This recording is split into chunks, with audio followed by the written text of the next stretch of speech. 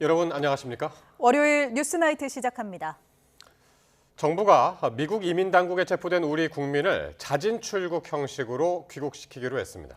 미국 측과 조율을 마친 가운데 조현 외교부 장관이 남아있는 막바지 협의를 위해 미국으로 향했습니다. 먼저 홍선기 기자가 보도합니다. 정부는 미국 이민 당국에 의해 체포된 한국인 300여 명 전원을 자진 출국 형식으로 귀국하도록 하는 방안을 추진하고 있습니다. 미국 측과는 이미 협의를 마치고 마무리 행정 절차만 남겨놓은 상태입니다. 자진 출국을 할 경우 본인 스스로 미국을 떠나겠다고 동의하고 출국하는 것이기 때문에 추방 기록은 남지 않습니다. 그렇다고 미국 재입국 시에 모두 불이익을 받지 않는 건 아닙니다. 외교부 당국자는 개인마다 가지고 있는 비자 형태나 체류 상황이 다르기 때문에 일부는 재입국에 제한을 받을 수 있다고 밝혔습니다. 이 때문에 자진 출국에 동의하지 않을 경우에는 미국에 남아 개인적으로 이민법에 따른 재판 절차를 진행해야 합니다. 외교부는 이 같은 개인 동의 여부 확인 등의 행정 절차를 마치는 대로 전세기 투입 시점을 결정한다는 계획입니다. 정확한 미국 출발 일정은 정해지지 않았습니다. 그건 단순히 테크니컬한 거하고 행정적인 절차가 남아있기 때문에 그렇습니다.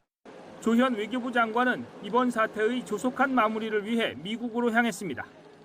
미국에 도착하는 대로 루비오 미 국무장관 등과 만날 것으로 보이는데 재발 방지를 위한 전문 인력 취업 비자 확대 등도 요구할 것으로 보입니다. 그런 문제점을 저희들이 인식하고 있었고 이번 일을 계기로 제가 방미해서 협상의 시작을 하려고 합니다. 외교부는 현지에 구금된 한국인 가운데 250여 명을 면담한 결과 우려했던 인권 침해나 구금 시설에 대한 문제 제기는 없었다고 밝혔습니다. YTN 홍성기입니다. 외교부는 미국 이민 당국에 체포된 한국인들의 영사 조력을 지원하기 위한 신속 대응팀을 파견했습니다. 외교부는 정기홍 재외국민보호 영사 담당 정부 대표를 팀장으로 하는 신속 대응팀을 오늘 현지에 급파했습니다. 신속 대응팀은 앞서 꾸려진 주 애틀랜타 총영사관 등 현장 대책반과 함께 구금된 우리 국민 모두의 조기 귀국에 필요한 세부 협의를 지원할 계획입니다. 한국인 무더기 구금 사태가 발생한 뒤 업계에서는 이 편법적 출장 관행으로 인해서 터질 게 터졌다는 반응도 잇따랐습니다. 시급한 석방 문제는 해결됐지만 재발 방지를 위해서는 미국 비자 문제 개선이 필요하다는 목소리도 커지고 있습니다. 이종원 기자입니다. 미국 이민 당국에 구금된 우리 국민은 내년 공장 가동을 앞두고 마무리 공사와 설비 설치 등에 투입된 LG 에너지 솔루션과 협력사 직원 등이었습니다. 문제가 된 건 이들이 소지한 비자입니다. 관광 목적으로만 체류할 수 있는 무비자 전자여행허가 이스타나 회의 참석 등을 위한 단기 방문 비자인 B1, B2 비자로 취업, 출장 업무를 한 겁니다. 미 당국이 체류 목적에 부합하지 않는 활동을 했다고 판단한 셈입니다. 미국에 투자한 기업 직원이 받을 수 있는 E1, E2 비자나 주재원 L1 비자 등 정식 취업 비자가 필요하지만 업계의 관행을 그대로 따랐습니다. 기업들이 땜질식 처방으로 미국 출장길에 오르는 건 비자 발급 문턱이 높은 데다 발급에 최소 두세 달은 걸리기 때문입니다. 미국은 자유무역협정 FTA를 맺은 싱가포르, 칠레, 호주 등과 취업 비자 발급 커터를 할당하고 있지만 우리나라는 FTA 체결국임에도 커터가 없습니다. 정부는 대미 투자 확대를 고려해 미국 측에 꾸준히 개선 필요성을 전달했지만 별다른 진전은 없는 상태입니다. 미국 내 반이민 정서가 커진 상황에서 비자 문제는 곧 이민 문제로 간주되기 때문입니다. 향후 유사 사례 재발 방지를 위해 우리 산업부 및 관련 기업 등과 공조하에 대미 프로젝트 관련 출장자의 체류 지휘와 비자 체계를 점검, 개선하는 방안을 추진할 것입니다.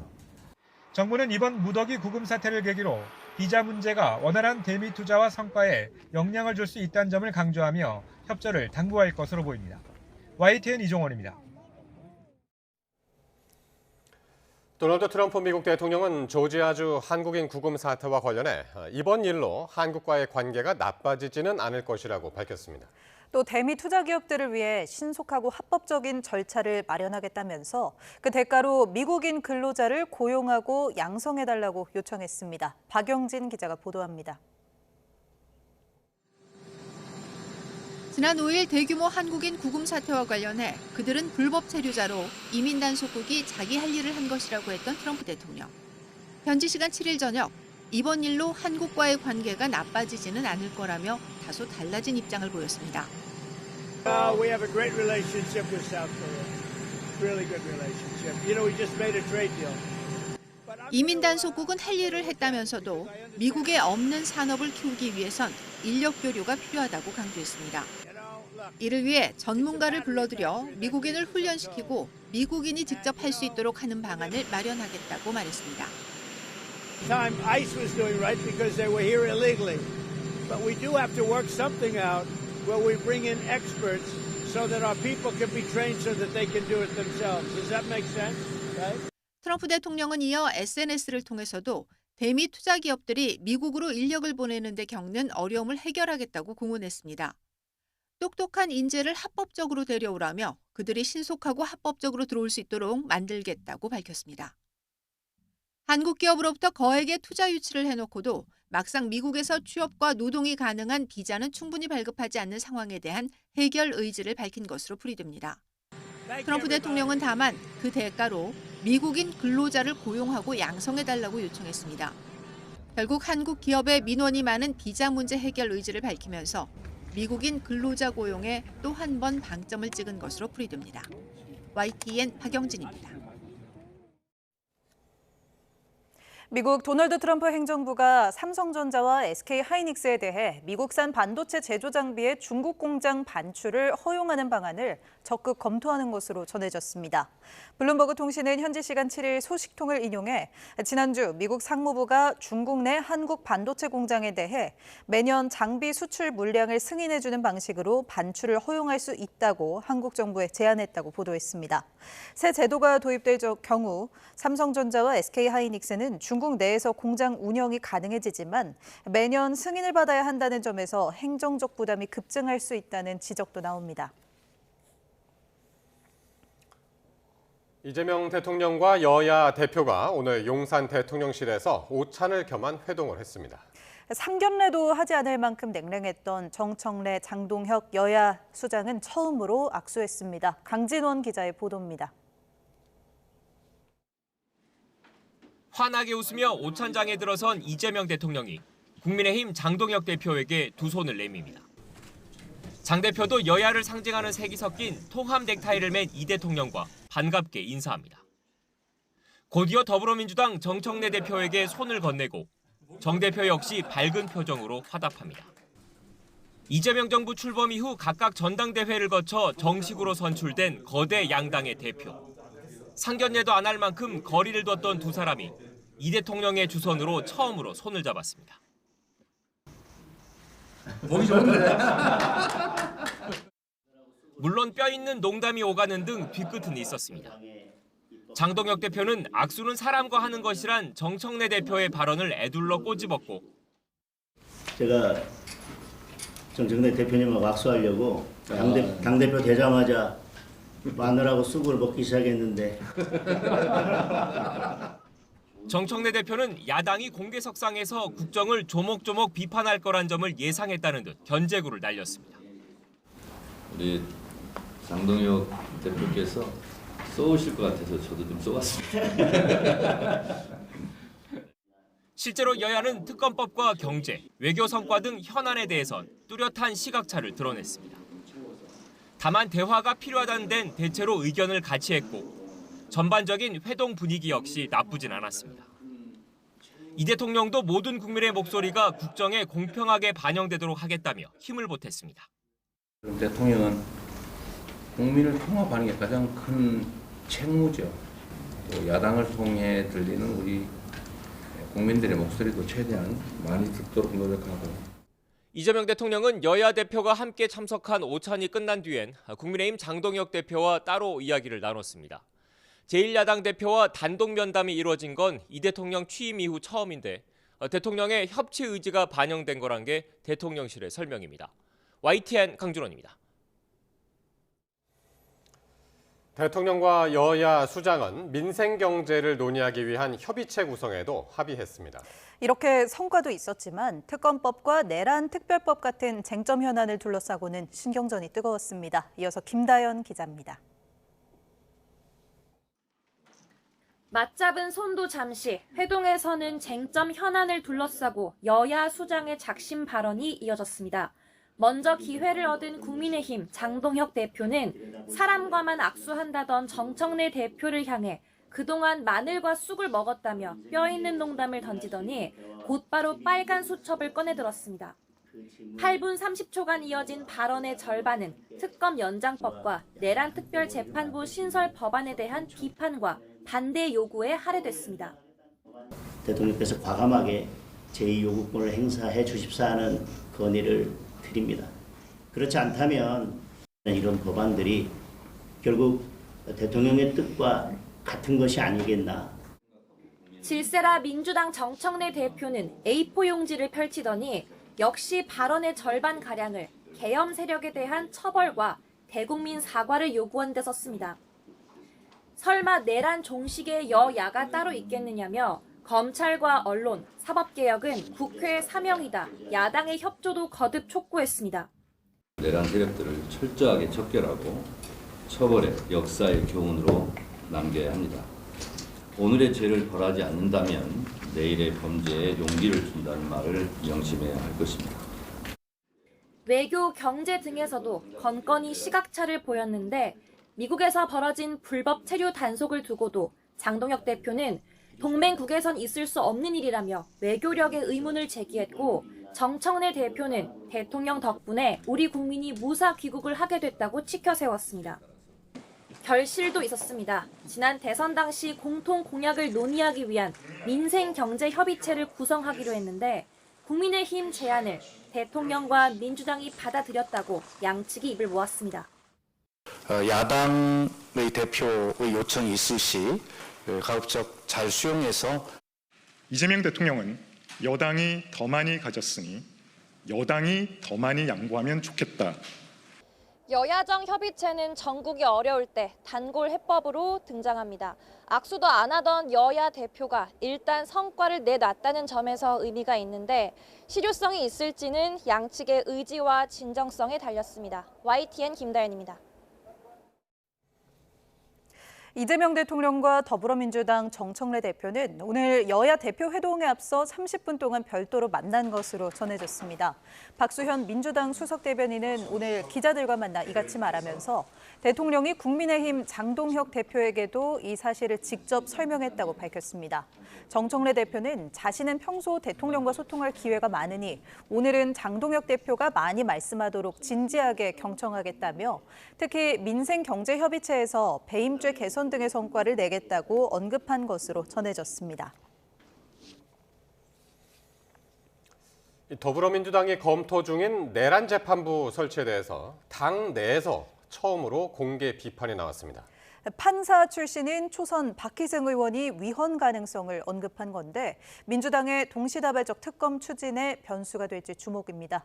김다현 기자가 보도합니다. 검찰청 폐지를 핵심으로 하는 정부조직 개편안이 발표된 이튿날 더불어민주당은 검찰을 또 때렸습니다. 관봉권 띠지 분실 사건은 이재명 대통령 때처럼 상설특검으로 진상을 규명해야 한다고 강조했고 대장동 사건과 대북 송금 의혹 등은 윤석열 정부 검찰의 정치공작 쿠데타라며 역시 특검 필요성을 주장했습니다. 3대 특검 대응특위 위원들이 각오를 밝히며 내란 척결, 단일 대우로 흘러가던 회의는 초선 박희승 의원 발언으로 반전을 맞았습니다. 판사 출신인 박 의원은 내란 특별재판부의 위헌 가능성을 우려하며 이렇게 지적했습니다.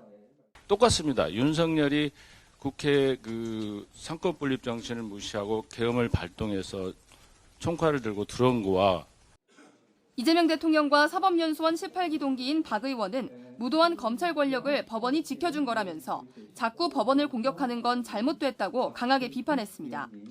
돌발적인 소신 발언에 회의장은 찬물을 끼얹은 듯 했는데 박희승 의원님, 특위 총괄위원장인 전현희 의원이 직접 진화에 나섰습니다. 당 차원에서 공식적인 용어는 내란 특별재판부가 아니라 내란 전담 재판부다. 위헌성과 위법성이 없다. 민주당이 특검과 내란 특별법을 고리로 공세 수위를 높이는 사이 보수 야당에선 정부 조직 개편안에 대한 비판이 쏟아져 나왔습니다. 여기저기 쪼개고 부수고 덧붙이는 정부 조직 개편안은 행정부와 헌정 질서에 대한 무절제한 생체 실험이라 할 것입니다. 대한민국 정부 조직 개편이 애들 장난 수준의 복수 열전이 되어서는 안 됩니다. 앞서 국회 법사위 전문위원들은 사법부 독립 침해와 정치적 중립 논란 등을 이유로 내란 재판부 추진에 우려 입장을 내기도 했습니다. YTN 김다현입니다. 성비위 파문에 휩싸인 조국혁신당이 이 지도부 총사퇴 이후 비상대책위원회 구성을 두고 진통을 이어가고 있습니다. 조국 비대위를 만들지 나아가 당 운명은 어떻게 할지 갈림길에 섰다는 평가가 나옵니다. 황보혜경 기자입니다. 성비위 문제와 이어진 내홍으로 원내대표를 뺀 지도부가 모두 사퇴한 조국혁신당은 이틀 연속 의원총회를 소집했습니다. 이제 큰 방향을 잘 정리해서 조만간 괜찮을 겁니다. 비공개 논의가 2시간 가까이 이어졌지만 이번 주 비상대책위원회 출범을 마무리 짓겠다는 큰 틀만 잡았을 뿐 진통이 계속됐습니다. 당 간판인 조국혁신정책연구원장에게 비대위원장을 맡길지 외부 인사를 영입할지 평행선을 달린 거로 전해졌습니다. 그냥 모든 상황을 다 열어놓고 논의를 하고 있다고 하는 말씀 정도로 드리겠습니다. 하지만 성추행 피해자 측은 제3자가 낫다면서 조국 비대위에 반대 뜻을 분명히 했습니다. 수감 중인 조국 원장에게 10장 넘는 손편지를 보내 도움을 요청했지만 답장은 없었다고 토로했습니다. 지도부 총사퇴를 두고도 먼저 피해자에게 묻는 게 순서라고 주장했습니다. 저는 좀 폭력적으로 느껴졌습니다. 떠나는 피해자들은 어떻게 보면 내가 먹던 우물에 침 뱉고 떠난 꼴이 돼버렸어요. 당 핵심 관계자도 YTN과의 통화에서 출소 뒤 조국 원장 행보를 본 피해자들은 마지막 기대마저 끊어지는 심정이었을 거라고 쓴소리를 냈습니다. 조 원장은 특유의 SNS 정치의 한창입니다. 오른쪽 귀에 손을 갖다 대는 사진을 올렸는데 경청을 강조했다는 해석도 있지만 당이 위기에 빠진 상황에서 다소 경솔하다는 비판도 적지 않습니다. 한편 민주당 정청래 대표는 2차 가해 발언을 한 최강욱 전 교육연수원장과 관련해 고개를 숙였습니다. 당대표인 제가 진심으로 사과드립니다. 윤리심판원에서 적절한 조치를 취할 것입니다. 민주당은 혁신당 지도부 총사퇴는 국민 신뢰 회복을 위한 최소한의 조치라면서 초심으로 돌아가 기본부터 바로 세우라고 촉구했습니다. 조국 원장이 실형 선고 때보다 더 큰 정치적 위기를 맞았다는 평가 속에 11월 조기 전당대회를 통해 조국 체제를 다시 세우려던 계획도 흔들리고 있습니다. YTN 황보혜경입니다. 내란 사건 재판장인 지규현 부장판사가 연내에 심리를 마칠 계획이라고 밝혔습니다. 하지만 윤석열 전 대통령 측이 특검법의 위헌성을 주장하며 대응에 나서면서 선고가 늦어질 가능성도 생겼습니다. 보도에 이경국 기자입니다. 피고인인 윤석열 전 대통령이 불출석한 가운데 진행된 내란 우두머리 사건 16차 공판. 본격적인 재판이 시작하기 전 지규현 부장판사가 구체적인 향후 재판 진행 계획을 밝혔습니다. 지 부장판사는 윤 전 대통령과 김용현 전 국방부 장관, 조지호 경찰청장까지 3개의 내란 사건을 진행하고 있다며 주어진 여건 아래 최선을 다하고 있다고 말했습니다. 이어 주요 쟁점과 증거가 공통되는 만큼 향후 3개 사건을 한 개로 병합할 예정이라면서 12월쯤엔 심리를 마칠 수 있을 거로 예상한다고 덧붙였습니다. 일각에서 제기된 재판 지연 논란, 관련해 더불어민주당이 검토 중인 내란 특별재판부 설치 등을 의식한 것으로 풀이됩니다. 지규현 판사는 윤석열 내란 재판을 침대 축구로 일관하고 있습니다. 국민들은 두렵고 법원에 분노하고 있습니다. 하지만 변수가 생겼습니다. 윤 전 대통령 측이 내란 특검법의 위헌성을 주장하며 법원에 위헌법률 심판 제청을 신청하고 동시에 헌법재판소에도 헌법소원 심판을 청구하고 나선 겁니다. 윤 전 대통령 측은 입법부가 수사에 개입해 권력 분립의 원칙이 훼손됐고 현행 특검법이 이미 재판 중인 사건에 대해서도 이첩을 허용하고 있어 사법권의 독립을 침해하고 있다고 주장했습니다. 만약 재판부가 윤 전 대통령 측의 위헌법률 심판 재청 신청을 받아들이면 헌재가 특검법 위헌 여부에 대한 결론을 내릴 때까지 재판은 중지됩니다. 헌재가 1심 선고 전 특검법이 위헌이라고 결론을 내리는 경우에도 혼란이 불가피합니다. 특검법에 따라 사건을 넘겨받은 특검이 더는 공소유지를 맡을 수 없게 될 가능성도 배제할 수 없기 때문입니다. 지귀현 부장판사의 말처럼 오는 12월까지 윤 전 대통령 1심 재판이 마무리될 수 있을지 법원과 헌재의 결정에 관심이 쏠립니다. YTN 이경국입니다. 민중기 특별검사팀이 서희건설의 매관 매직 의혹과 관련해 한덕수 전 국무총리를 소환합니다. 특검은 내일 오후 2시 한 전 총리를 참고인 신분으로 불러 조사할 예정입니다. 특검은 서희건설 이봉관 회장이 사위의 인사를 청탁할 목적으로 김건희 씨가 나토 순방 당시 착용한 목걸이 등을 건넸다는 의혹을 수사하고 있습니다. 이와 관련해 특검은 이 회장의 사위인 박성근 전 검사가 국무총리 비서실장으로 임명된 경위를 한 전 총리에게 캐물을 전망입니다. 김건희 씨 공천 개입 의혹에 연루된 김상민 전 부장검사가 내일 특검에 출석합니다.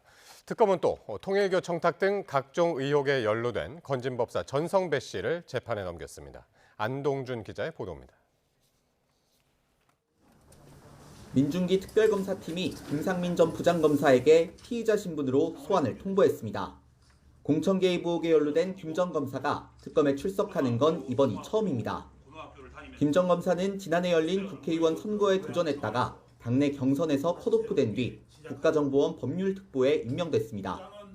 당시 현직 부장검사 신분으로 총선 출마를 강행해 논란이 일었는데 이후 김건희 씨가 개입했다는 의혹이 정치브로커 명태균 씨로부터 제기됐습니다. 김상민 검사가 당선될 수 있도록 지원하면 김영선 전 의원에게 장관이나 공기업 사장 자리를 주겠다고 김건희 씨가 말했다는 겁니다.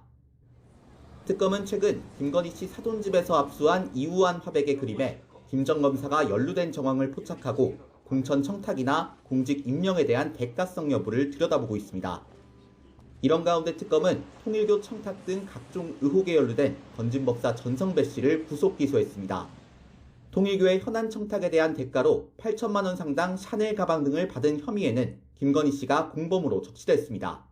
전 씨는 같은 기간 통일교 측에 고문 자리를 요구하며 3천만 원도 받아낸 것으로 파악됐습니다. 또 관저 이전 특혜 의혹에도 연루된 히림 종합건축사무소가 세무조사나 형사 고발 사건을 무마해달라며 전 씨에게 4,500만 원 상당 금품을 건넨 사실도 새롭게 드러났습니다. 특검은 전 씨의 남은 의혹에 대한 수사와 함께 각종 청탁과 관련한 김건희 씨의 혐의를 입증해내는데 주력할 전망입니다. YTN 안동준입니다. 건진법사 전성배 씨가 세무조사 무마 등을 대가로 금품을 받았다는 의혹에 대해 히림 종합건축사무소가 사실이 아니라는 입장을 내놨습니다. 히림 측은 오늘 언론 공지를 통해 전 씨와 관련해 세무조사 무마 등을 명목으로 금품을 제공한 사실이 없다며 회사와 무관하다고 주장했습니다. 또 이번 사안은 히림의 임직원이나 법인과는 어떠한 관련도 없으며 히림의 공식적인 의사결정이나 활동과 무관하다며 근거 없는 허위 사실 유포가 계속될 경우 법적 대응을 검토하겠다고 밝혔습니다. 주말에 이어 오늘 밤사이 남부지방에는 또다시 최고 120mm가 넘는 가을호우가 집중되는 곳이 있겠습니다. 거기다 파도가 높아지는 대조기가 겹치면서 해안가와 저지대에는 범람과 침수 피해도 우려됩니다. 정혜윤 기자의 보도입니다. 역대급 가을호우가 쏟아진 남부지방에 또 빨간불이 켜졌습니다. 전선을 동반한 강한 비구름이 이번에도 호남 등 남부 곳곳에 영향을 주고 있습니다. 기상청은 밤사이 비구름이 강해지며 남부와 제주도에 많은 비가 집중되고 특히 전남 해안에는 최고 120mm 이상의 가을 호우가 쏟아지겠다고 밝혔습니다. 일부 지역에는 돌풍과 벼락을 동반한 극한 호우 수준의 강한 비가 내릴 가능성도 있습니다. 주말 사이 200년 만에 한 번 내릴 정도의 극한 호우가 쏟아진 호남 지방에 또다시 많은 비가 집중될 수 있어 추가 피해가 우려됩니다. 9일 화요일 우리나라 남쪽으로 정체전선이 형성되면서 남부지방과 제주도에 비가 내리겠고 지역력과가 더해지는 전남 해안을 중심으로 강하고 많은 비가 내리는 곳이 있겠습니다. 특히 이번 주는 대조기 기간이 겹칩니다. 조수간만의 차가 한 달 가운데 가장 커져 해수면이 높아지는 때라 서해안과 남해안에 만조시 범람이나 침수 피해가 날 가능성이 있습니다. 침수 위험 지역은 창원 마산과 제주도 성산포, 전북 군산, 인천 등으로 지난달보다 해수면 높이가 최대 30cm가량 높아지겠습니다. 해상을 중심으로 강한 바람으로 인해 물결이 높게 일지는 않겠지만 이번 주는 달의 인력으로 인해 만조시 바닷물의 높이가 높아지는 백중사리 기간입니다. 해안가와 저지대에서는 침수 피해에 유의해 주시기 바랍니다. 남해안과 제주도는 정체하는 비구름 영향으로 앞으로 이틀 정도 강한 비가 내렸다 그치기를 반복할 것으로 보입니다. 기상청은 가을 호우 피해가 큰 곳에서는 적은 비에도 산사태 등 피해가 발생할 수 있다며 철저한 대비와 경계를 당부했습니다. YTN 정혜윤입니다. 네, 그런가 하면 비 소식이 간절한 강릉은 최악의 가뭄으로 재난 사태가 선포된 지 열흘째를 맞았고 두 번째 국가 소방 동원령도 발령됐습니다. 시민들은 물 아끼기에 적극적으로 동참하고 있지만 비 소식이 없으면서 불편이 더해지고 있습니다. 홍성욱 기자입니다. 가뭄으로 재난 사태 선포 열흘째, 강릉엔 2차 국가 소방 동원령이 발령됐습니다. 전국 각지에서 1000리터급 이상 대용량 물탱크차 20대가 추가 투입됐습니다. 끼니를 거르고 새벽부터 달려온 소방관들을 위해 기업과 자치단체에서 커피차를 후원하기도 했습니다. 고생 많으십니다. 맛있게 드세요. 잠시 숨을 고른 소방관들은 급수 임무를 맡은 지역으로 서둘러 출동했습니다. 동원될 수 있는 인원과 장비를 총동원하여 강릉 시민들의 불편이 해소될 때까지 끝나는 그날까지 최선을 다하도록 하겠습니다. 계량기를 자체적으로 잠그며 벌써 20일 넘게 이어진 제한급수. 상인들 걱정은 이만저만이 아닙니다. 아직까지는 괜찮은데 앞으로 계속 안 나온 상황이 오면 피난을 가야 될 것 같아요. 친인척 집으로. 물 많은 동네. 수도관을 잠가 저수탱크 수위가 점점 줄어드는 아파트 단지나 숙박시설은 사정이 심각합니다. 일부 아파트는 오전과 오후 각각 3시간 정도만 물을 쓸 수 있게 자체 단수를 시작했습니다. 주민들은 물 아끼기에 적극적으로 동참하고 있습니다. 강릉의 한 아파트인데요. 자체적으로 단수 조치를 시행하고 있습니다. 지금 이 오후 1시를 지나고 있는데 이렇게 물을 틀어도 물이 나오지 않습니다. 설거지물을 모아둔 뒤 재사용하는 건 기본. 변기 물탱크에 생수병을 넣어 물을 아끼고 욕조에 받아둔 물은 한 방울이라도 새는 것을 막기 위해 배수구를 이중으로 막아놨습니다. 세탁기 사용은 꿈도 못 꾸면서 이불 빨래는 아예 포기했고 소량씩 손빨래만 합니다. 단수를 해서 물이 안 나오니까 이게 이제 진짜 물이 안 나오는 급박한 상황이구나. 모두 같이 참석을 해야 돼, 동참을 해야 되겠구나 하는 생각이 많이 들죠. 주민들의 물 아끼기에도 오봉저수지 저수율은 12%대까지 떨어져 매일 역대 최저치를 갱신하는 상황. 당분간 비다운 비 소식이 없어 앞으로 4주 뒤면 저수율은 5%대까지 떨어질 거란 암울한 전망까지 나오고 있습니다. YTN 홍서욱입니다.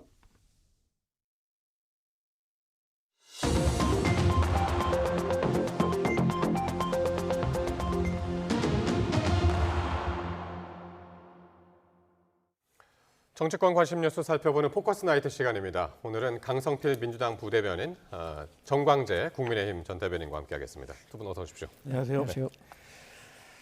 자, 이재명 대통령이 민주당 정청래 대표 그리고 국민의힘 장동혁 대표와 오찬을 함께했습니다. 특히 장동혁 대표가 국민의힘 대표로 선출된 지 13일 만에 여야 대표가 처음 만나는 자리이기도 했는데요. 영상 먼저 보고 오겠습니다. 아이고 환영합니다. 저는 민주당 출신의 대통령이긴 하지만 이제는 국민의 대통령, 모두의 대통령이 되어야 한다고 생각합니다. 야당은 하나의 정치 집단이기도 하지만 결국은 또 국민의 상당한 일부를 또 대표하기도 하기 때문에 저는 그분들의 목소리도 당연히 들어야 하고 중요한 국면에 대통령께서 여야 지도부를 초청해 주셔서 다시 한번 감사드리고 특히 장동혁 우리 대표님과 악수할 수 있는 그런 기회를 주셔서 감사드립니다. 대통령께서 트럼프 대통령과 정상회담에서 피스메이커, 페이스메이커 말씀을 하셨는데 오늘은 하모니 메이커가 된 것 같습니다. 정청래 대표님하고 악수하려고 당대표 되자마자 마늘하고 쑥을 먹기 시작했는데 미처 100일이 안 됐는데 오늘 이렇게 악수에 응해주셔서 감사합니다. 대통령께서 곧 취임 100일을 맞이시는데 당대를 죽여야 내가 사는 정치를 끝내는 대통령이 되어 주십사는 부탁의 말씀을 드립니다. 네, 한미 정상회담하고 그 장동혁 대표의 선출 시기가 거의 겹쳤었죠. 그래서 이 대통령하고 장 대표 만남도 이제 처음이었고, 그리고 이제 정청래, 장동혁 두 대표 만남도 오늘 처음이었는데 두 분 어떻게 보셨는지 모르겠네요. 네. 일단 저는 이재명 대통령, 장동혁 야당 대표 그리고 정청래 여당 대표 세 분 다 얻을 수 있는 건 모두 다 얻어갔다. 그래서 상당히 의미 있는 시간이었고 예. 서로가 각자 얻을 걸 얻어갔기 때문에 저는 또 다음의 만남도 다시 긍정적으로 기약할 수가 있겠다. 사실 누구는 없고 누구 손해를 보면 한쪽이 안 만나려고 하거든요. 근데 세 명이 다 각자 공평하게 얻어갔기 때문에 저는 다음에도 또 만날 수 있겠다라는 생각을 했고요. 예. 그럼 뭘 얻어갔냐? 이재명 대통령께서는 국가 최고 권력자답게 이 통합의 이미지를 가져가셨다. 대통령께서 저렇게 가운데서 두 대표의 손을 잡으시면서 또 밝게 웃으면서 또 더 손을 한 번 더 포개자고 하는 저런 말투 너무 훈훈하잖아요. 그리고 장동혁 대표도 사실 재선, 그러니까 국회의원 된 지 3년밖에 안 되신 분이고 사실 강성 지지층에 좀 힘을 얻어가지고 당대표가 예상치 못하게 됐다고 많은 분들이 평가를 하잖아요. 그러다 보니까 당내 리더십이 조금 불안할 수가 있거든요. 하지만 야당 대표로서 대통령과 여당의 대표가 어깨를 나란히 하면서 저렇게 늠름하게 협상에 나서는 모습을 보면서 예. 야당 대표로서 존재감을 확실히 알렸고 사실 장동혁이라는 정치인에 대해서 많이 모르시는 또 국민의힘 당원이나 지지자도 있을 수도 있거든요. 근데 이번 기회에 확실한 존재감을 알렸다. 그리고 이제 정청래 여당 대표 같은 경우는 지금까지 강성의 이미지였잖아요. 근데 이제 정청래 대표도 내년 지방선거 준비해야 됩니다. 그러려면 중도층 확장을 해야 돼요. 예. 근데 지금까지 강경 모드로 갔기 때문에 조금 우회할 수 있는 길이 좀 난감했는데 대통령께서 좋은 자리를 마련하심으로 인해서 또 야당 대표가 밝게 손을 잡는 모습을 보여줌으로 인해서 야 정청래가 뭐 항상 강경한 건 아니구나. 유약할 때도 있구나. 이런 모습을 국민께 보여드렸다. 그래서 세 분 다 얻을 걸 다 얻어갔다. 이렇게 평가합니다. 그렇군요. 그러니까 지금 말씀하신 것처럼 좀 전에 이제 저희 모두 발언 잠깐 보셨습니다만 이 대통령이 국민 모두의 대통령 이런 걸 강조했고 정청래 대표한테는 또 이제 많이 가졌으니까 또 많이 양보해라 이런 얘기를 하는가 하면은 그 장 대표한테는 모두 발언 기회를 한 번 더 주는 그런 모습도 상당히 좀 인상적이었습니다. 강성필 부대변인과 방송 여러 차례 했는데 이렇게 비슷한 생각할 수도 있구나라는 생각하게 됩니다. 예. 정치라는 게 대부분의 경우에 정치인들은 이 제로섬 게임을 한다고 생각합니다. 누군가가 얻는 게 많으면 누군가는 그만큼 잃는다 이렇게 생각하죠. 그래서 협상을 하는 데 있어서도 하나라도 더 얻기 위해서 노력하는 경우가 많은데 예. 오늘은 저는 대표적인 플러스셈 게임을 했다고 생각합니다. 네. 모든 사람들이 좀 남는 장사를 했다는 거죠. 비슷한 맥락인데요. 이재명 대통령으로서는 본인이 과거 윤석열 전 대통령과는 다른 사람이다라는 점을 국민들에게 각인시키기 위해서 많은 노력을 했다고 생각합니다. 예. 1대1 단독 회담을 전제로 한 그 여야 대표 회담을 응한 것도 그렇고요. 오늘의 장면을 연출한 것도 본인은 소통과 협치에 나서겠다는 적극적인 국민 메시지를 주기 위해서 노력했던 것 같아요. 그런 면에서 이재명 대통령에게는 남는 장사였고 장동혁 대표는 불과 13일밖에는 당대표가 되지 않았습니다. 또 정치를 한 지는 3년밖에 안 됐는데 지금 대통령과 어깨를 나란히 할 수 있는 야당의 어쩌면 유력 대선 후보로도 거론될 수 있을 정도로 예. 본인의 정치적 무게를 키웠다라는 평가. 또 정청래 민주당 대표는 사실 지난번에 사람과 악수하는 것이다라는 말을 한 이후에 이걸 어떻게 빠져나가지? 그래서 다음에 당 대표로서 야당을 어떻게 응대해야 하나 이런 고민을 했을 텐데 예. 자연스럽게 손 잡는 모습이 연출되면서 이제 이런 고민은 덜 해도 되겠다라는 생각을 했을 것 같아요. 예. 아마 오늘 세 분 돌아가서 주무실 때 모처럼 다리 뻗고 주무시지 않을까 생각합니다.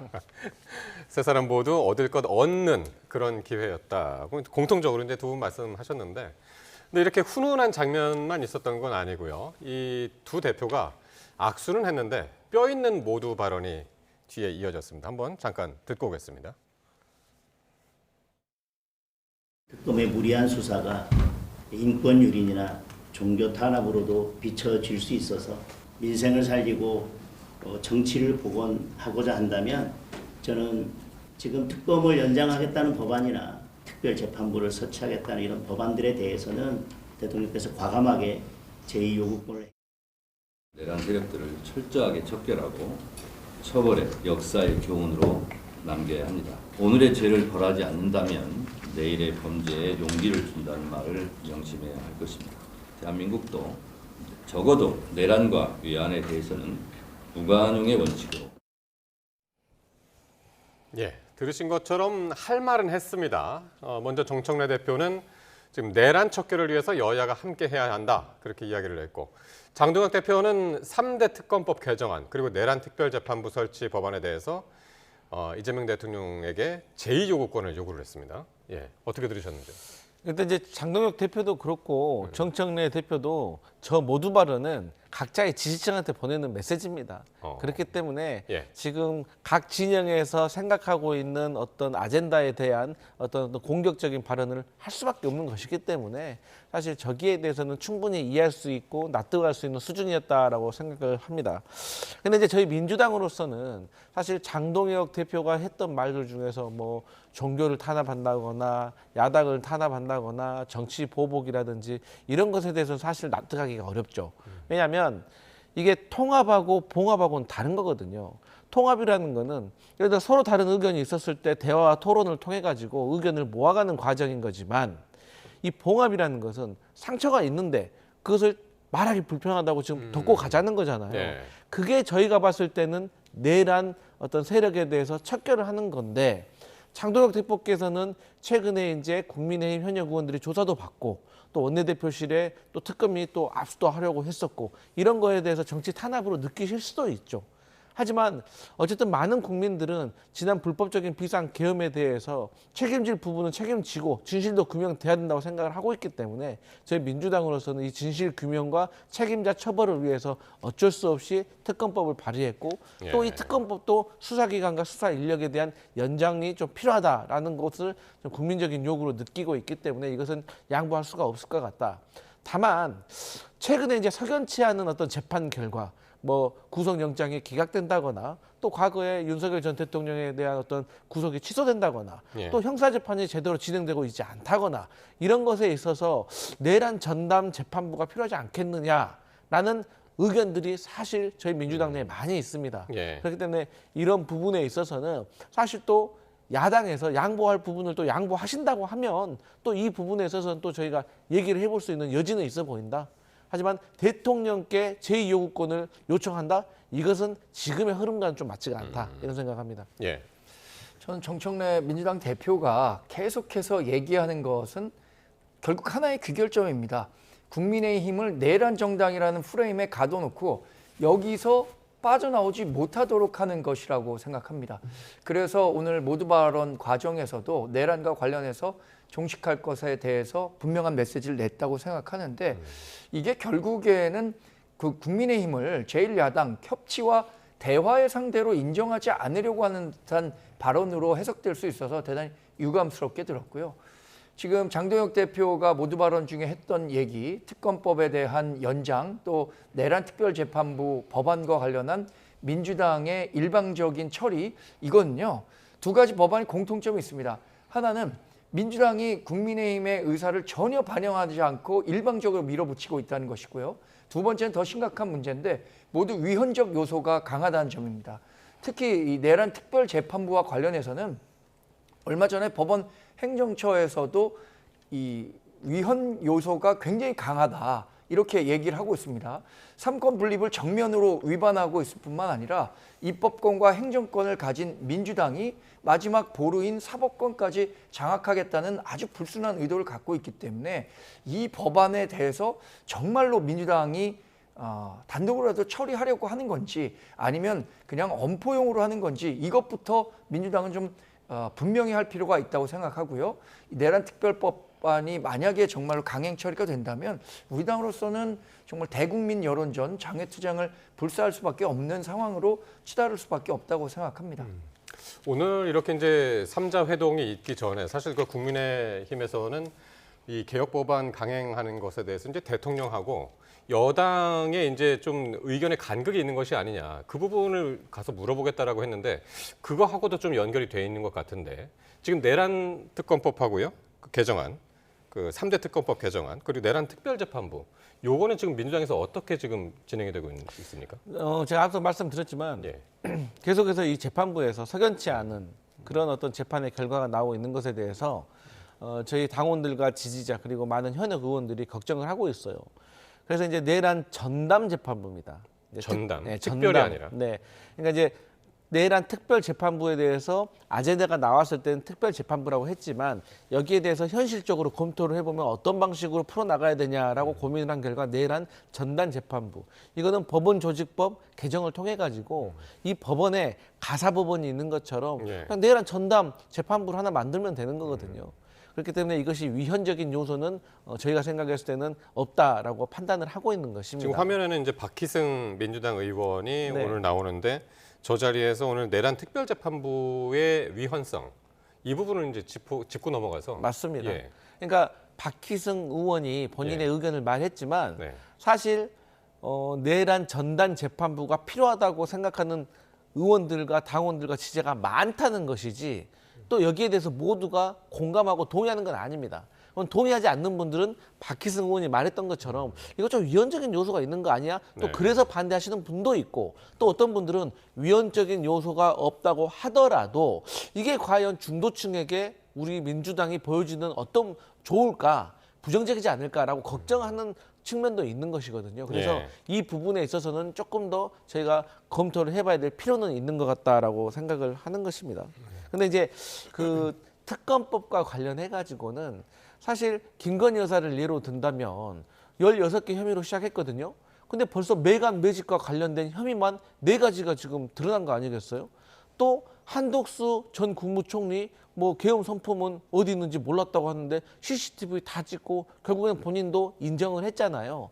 그러다 보니까 이 내란 주요 종사자 그리고 내란의 공범들이 지금까지 계속해서 위증과 거짓말과 증거 조작을 해가지고 지금 특별수사팀의 수사를 방해하고 있거든요. 그렇기 때문에 이 특검법에 대한 연장 또 수사인원의 그 증오는 제가 봤을 때는 어쩔 수 없는 조치가 될 수밖에 없다 이런 생각이 듭니다. 그러니까 민주당에서는 지금 말씀하신 대로 원래 내란 특별재판부였는데 여기에 대해서 특별재판부라는 게 이제 각계가 추천하는 그 재판부로 이제 구성이 되는 것에 대해서 위헌성을 제기하니까 검사처럼 그러니까 내란 전담 재판부 이렇게 이제 바꿔서 대법원장이 이제 임명하는 식으로 그렇게 이제 바꿨다는 이야기인데. 그러니까 이제 대법원장이 임명하는 것보다는 이제 제가 알기로는 어쨌든 이게 위헌 소지가 있다고 하니까 이 법원 내 내란 전담 재판부를 설치하는 것 여기까지가 제가 알기로는 조금 법원 재량으로. 네네. 그런데 민주당이 생각하는 석연치 않은 결과가 나온다고 해서 이렇게 특별재판부든 재판부든 전담 재판부든 만든다면 이 법 체계가 어떻게 되는 겁니까? 정말 민주당에 의한 민주당을 위한 법안만 만들어질 수밖에 없는 거예요.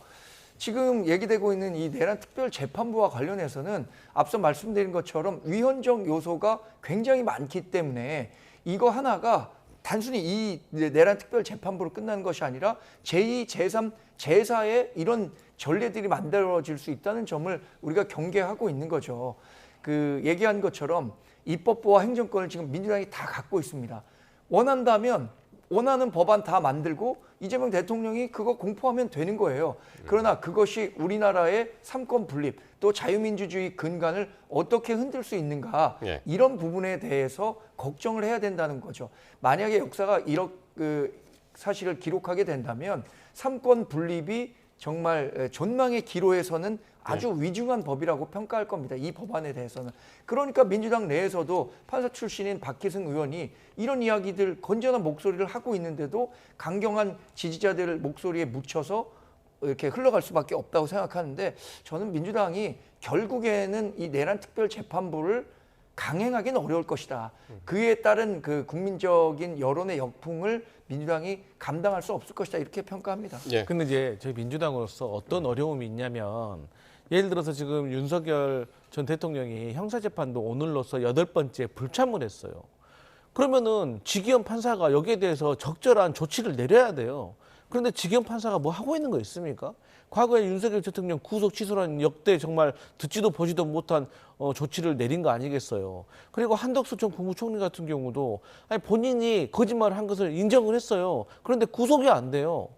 그리고 여러 가지 타견치 않은 모습이 있고 또 이게 그런 것도 있지만 재판 진행의 속도와도 문제가 있는 겁니다. 이게 세월아 내월아 계속 끌 수는 없잖아요. 그래서 이제 이런 현실적인 어려움도 있다는 점을 추가로 말씀드립니다. 그래서 이제 오늘 이재명 대통령하고 그 단독 회동에서 장 대표가 이제 사법 파괴 시도에 대한 우려도 표명을 했는데 여기에 대해서 이제 대통령이 앞으로 이제 어떻게 조치를 해나갈지는 같이 보기로 하고요. 오늘 좀 민생경제협의체 이런 것도 이제 구성하기로 했는데 요거 진행 상황들 앞으로 지켜보도록 하겠습니다. 자, 그리고 이재명 정부의 조직 개편안이 일요일 날 발표가 됐죠. 그 검찰청 폐지와 함께 기획재정부를 재정경제부 그리고 기획예산처로 분리하는 것이 핵심인데 이번 조직 개편을 통해 드러난 국정운영 방향 이것부터 좀 짧게 먼저 좀 설명 좀 해주시죠. 일단 이제 기재부를 재정경제부하고 기획예산처로 이제 분리를 한 겁니다. 그래가지고 이제 국내 금융과 어쨌든 거시경제라든가 미시경제의 어떤 파트를 나누는 건데 사실 2008년도에는 또 이걸 하나로 합쳤습니다. 이게 이제 이명박 정부 때인 것이죠. 그렇기 때문에 이제 시대의 흐름에 따라서 이것을 하나로 합쳐가지고 좀 효율성 있게 대응하는 거. 사실 2008년 그 당시에는 이제 글로벌 그 경제 위기가 있어가지고 어떤 국제 금융 질서가 조금 훼손이 되고 이 위기에 대해서 신속하게 대응을 하기 위해서는 하나로 합쳐져야 된다는 요구가 있었던 것이고 또 지금은 또 그 기획재정부가 너무나도 비대해져서 제대로 움직이기엔 좀 무겁다라는 의견이 있기 때문에 이것을 갈라놓은 것도 있는 것이고 또 검찰청과 같은 것은 이미 많은 국민들이 알고 계실 거라고 생각을 합니다. 근데 환경부 같은 경우는 이제 산업부의 그 원전과 관련된 기능을 조금 분리를 해가지고 기후 에너지부로 저희가 이제 확대 개편을 하는 것이고요. 또 대신 이게 이제 부총리가 되는 교육과학기술부는 또 부총리로 또 승격을 시켰습니다. 그리고 이제 또 여성가족부를 이제 성평등 가족부로 이렇게 확대 개편을 해서 이제 이 조직에 맞는 이 이재명 정부의 어떤 그 철학에 맞는 어떤 조직 개편을 지금 했다 이렇게 볼 수 있겠습니다. 가장 큰 변화는 뭐 검찰청 폐지안 이건 뭐 나중에 논의할 수 있을 것 같습니다만 기획재정부를 분리하는 거예요. 재정경제부와 기획예산처로 나누는 건데 이게 이재명 대통령의 대통령 후보 시절의 공약이기도 합니다. 근데 이 그 조직 개편안에는 앞으로 5년 동안 국가 재정을 어떻게 운영할 것이다라는 이재명 대통령의 의지가 그대로 숨어 있다고 봅니다. 예산 기능을 기획예산처로 분리 독립시키잖아요. 기획예산처는 이제 차관급 인사가 처장을 맡게 되고 총리실 직속 기관으로 남게 되는데 이렇게 되면 우리 국민의힘에서는 줄곧 이런 목소리를 냈었습니다. 이렇게 되면 결국 대통령실이 원하는 그 예산 편성과 관련해서 그걸 그냥 수용할 수밖에 없는 조직으로 전락하게 될 거다. 또 하나는 지금 적극 재정을 이재명 대통령이 얘기하고 있습니다. 그런데 적극 재정을 하려면 국가 재정을 어떻게 확보해야 한다. 이런 것들에 대한 답도 나와야 되는데 그거에 대한 얘기는 없이 기획예산처 분리 독립시키되 대통령 말 잘 듣는 조직으로 만들겠다. 이런 식으로밖에 해석될 수 없기 때문에 본인 입맛에 맞는 그 정부 조직 개편은 이루어지겠지만 그럼 그거에 대한 책임을 어떻게 질 거냐. 이 부분과 관련해서는 민주당과 이재명 대통령이 책임 있는 답안을 내놔야 하는 상황이죠. 뭐 덧붙이실 말씀 있으세요? 네, 뭐 괜찮습니다. 그래서 이제 그 정부 재편안 여기에 대해서는 이제 가장 관심에 쏠렸던 것이 이제 검찰청 폐지안인데 여기에 대해서 노만석 검찰총장 직무대행 그리고 정성호 법무부 장관이 출퇴근길에 직접 입장을 밝혔는데 한번 발언 듣고 오겠습니다. 헌법에 명시되어 있는 검찰이 법률에 의해서 지금 개명당할 위기에 놓였습니다. 검찰의 잘못에 기인한 것이기 때문에 저희들 그 점에 대해서는 깊이 반성하고 있습니다. 중요한 건 뭐 중수청이 어디 가냐 안 가느냐가 중요한 게 아니라 수사권이라고 하는 것이 국민의 기본적 인권을 제한할 수 있는 그런 측면들이 있기 때문에 거기에 관련해 갖고 수사 권한이 남용되지 않게, 오용되지 않게 어떠한 제도적 장치를 만드냐, 이게 가장 중요한 문제라고 봐요. 예, 일단 노만석 대행이 검찰이 개명 위기에 놓인 것은 검찰 잘못이라서 깊이 반성한다. 일단 몸을 낮췄습니다. 근데 이제 네. 몸을 낮추는 것은 당연하고, 그러면 만약에 지금의 현재 이제 중수청을 만들어서 행안부로 보내고 또 공소청을 만들어서 법무부에 이제 존치하는 것에 대해서 예. 본인의 검사로서 좀 반대를 한다고 하면 여기에 대해서 대안을 내야 된다고 생각을 합니다. 구체적인. 그리고 사실 저는 이런 생각을 합니다. 과거에 검찰이 제대로 된 역할을 하지 못할 때, 뭐 예를 들어서 김건희 여사 명품백과 관련해 가지고도 청탁을 했다는 사람이 청탁을 했는데도 무혐의 처리를 해버리고, 또 주가 조작을 했던 증거들이 명백하게 있는데도 불구하고 비전문가이니까 불기소해버리고, 이런 모습을 보였을 때 과연 이것은 잘못된 겁니다, 우리 검찰이 이래서는 안 됩니다 라고 지적을 하셨던 분들이 지금 검찰 개혁과 관련해 가지고 지금의 이 검찰 개혁의 방향은 잘못된 겁니다 라고 하면 제가 일괄 이해를 할 수가 있겠어요. 예. 근데 검찰이 윤석열 정부에서 무소불위의 힘을 가지고 정권의 입맛에 맞게 권력을 휘두를 때는 아무 말도 안 하다가 뭐 이제 와서 국민적인 신뢰를 저버리고 이제 개혁의 칼날이 들이대니까 이제 와서 몸을 낮춘다? 이제 와서 뭐 국민이 피해본다? 이거는 국민들이 납득할 수가 없고, 법과 제도는 항상 시대를 뒤따라온다고 했습니다. 그래서 미비한 점도 있겠지만 또 그것을 개정해 나가면서 또 운영을 해 나가는 것이거든요. 근데 지금 시대적인 요구는 검찰의 어떤 수사와 기소를 분리하고 또 법무부 안에 이 두 개의 기관을 놔두는 것은 너무 위험하다라는 것이 국민적인 요구이기 때문에 이번에는 행안부에 중수청을 보내고 예. 또 법무부에는 공소청, 그러니까 공소 유지의 기능만을 남기는 것이 검찰 개혁의 핵심이고 그게 이루어져야 된다, 이런 생각합니다.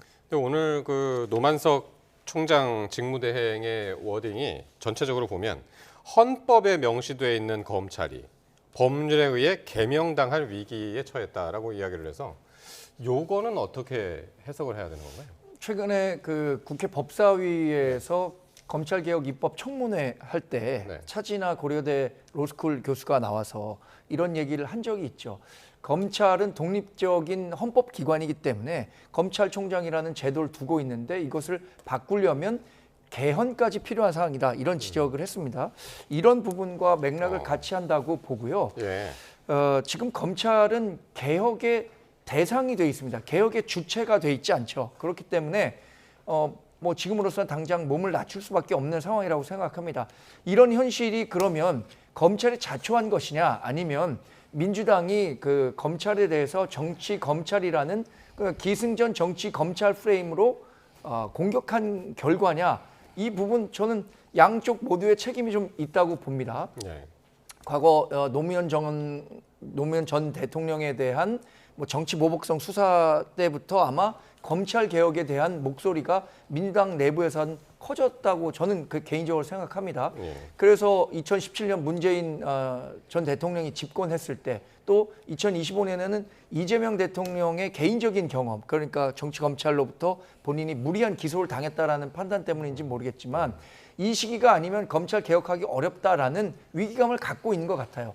그러면 그런 부분 인정한다고 하더라도 저는 좀 시간을 갖고 부작용을 최소화할 수 있는 방안이 돼야 하는데, 그냥 시간이 절대선인 것처럼 지금 이루어지는 검찰 개혁, 이것은 오히려 검찰 개악으로 갈 수 있기 때문에 대단히 주의해야 할 부분이라고 생각합니다. 그래서 이 유예기간 1년을 둔 것으로 아는데, 저는 그 1년의 유예기간 동안에 분명히 다양한 부작용들로 인해서 다시 또 한번 법을 바꾸는 일이 발생하지 않을까 걱정하고 있습니다. 이 정부 조직 개편과 관련해서 일단 그 정성호 법무부 장관은 중수청은 법무부에 남아 있어야 된다라고 얘기를 했었고, 네. 근데 민주당은 반대로 이제 행안부로 가야 된다라고 이야기를 했는데 결국 이제 행안부로 가게 됐고, 네. 거기에 대해서 이제 기자들이 정성호 장관한테 물었단 말이죠, 오늘 이 자리에서. 네. 어떻게 생각하냐? 그랬더니 그게 중요한 게 아니고 수사 권한이 남용되지 않게, 오용되지 않게 어떠한 제도적 장치를 만드느냐, 이게 중요하다라고 이제 그렇게 대답을 했거든요. 네. 이건 어떤 의미가 있다고 보시나요? 그러니까 이제 수사기관의 수사권이 남용되고 오용되는 것이 그동안의 검찰의 모습이었어요. 그렇기 때문에 검찰이 무소불위로 가지고 있던 그 권한을 좀 분리를 시켜야 된다는 것이 저희 검찰 개혁의 핵심인 겁니다.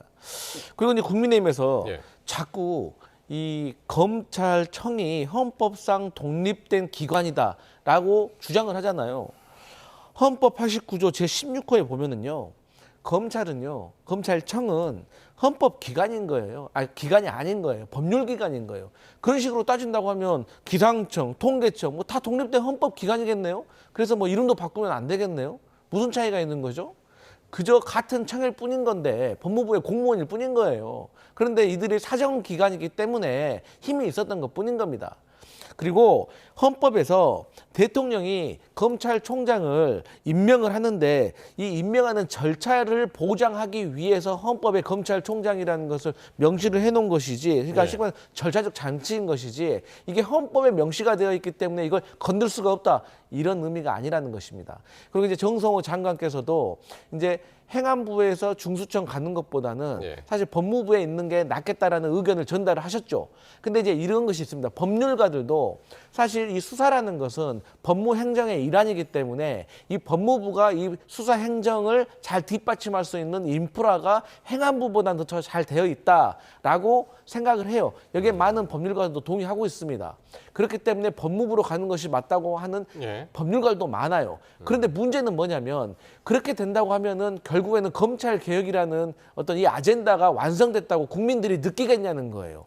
하나도 변한 게 없다고 국민들은 느끼고 불안해한다는 겁니다. 그렇기 때문에 일단은 행안부로 보내가지고 행안부에서 중수청과 국가수사본부가 경쟁을 하는 거고 인사교류를 하지 않고 또 이 과정 속에서 있는 불합리함에 대해서는 총리실 산하에 있는 국가수사위원회가 또 보완을 하고, 그리고 또 검찰이 공소 유지를 함에 있어서 뭔가 좀 부족하다 싶으면은 직접 수사권을 갖지 말고 대신에 보완 수사 요구권을 통해 가지고 또 미진한 부분을 채워가는, 이런 것이 지금 민주당의 검찰 개혁의 일환이고, 여기에 대해서는 이제 정성호 법무부 장관도 최초에는 다른 의견을 제시를 했을 뿐인 건데 그렇게 결정이 났기 때문에 그대로 따르고 가는 겁니다.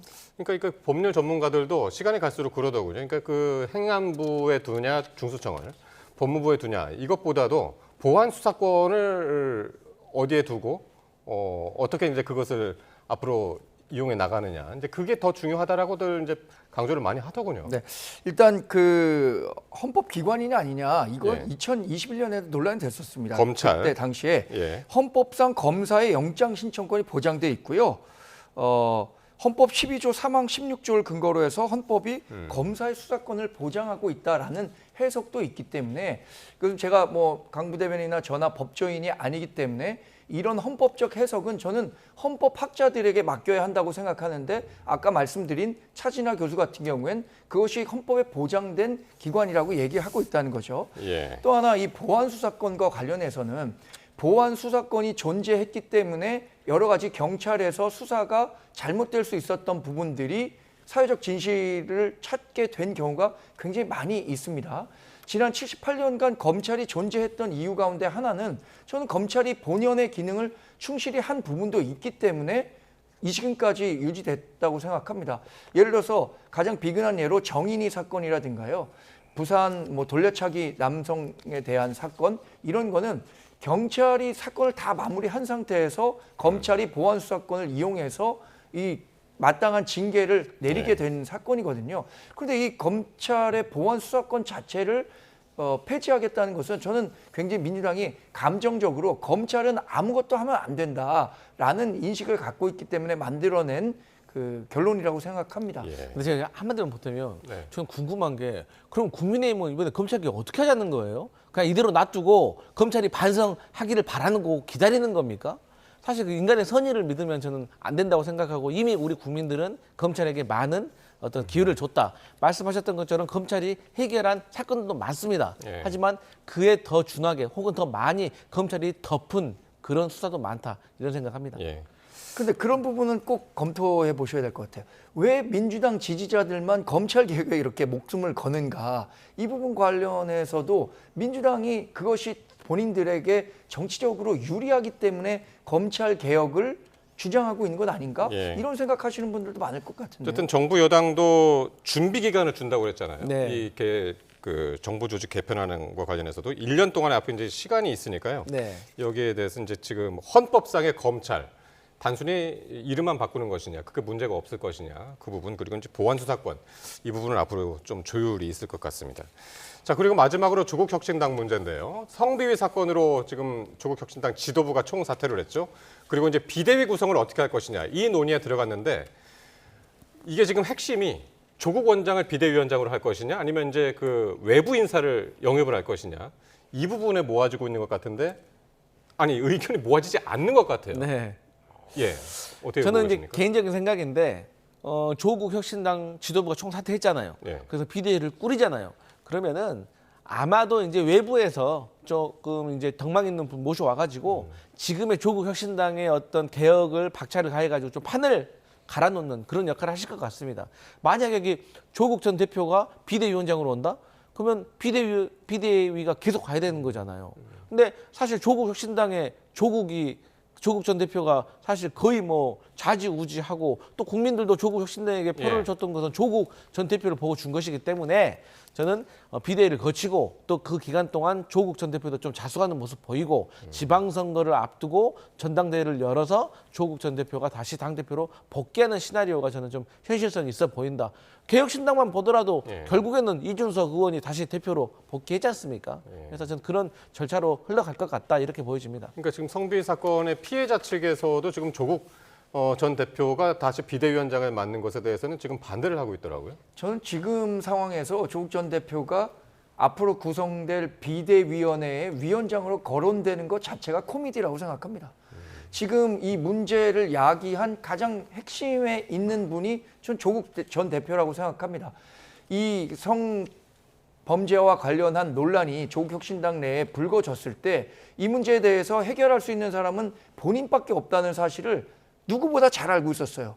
7월 15일에 얘기했다는 거 아닙니까? 본인이 나가서 해결할 문제다.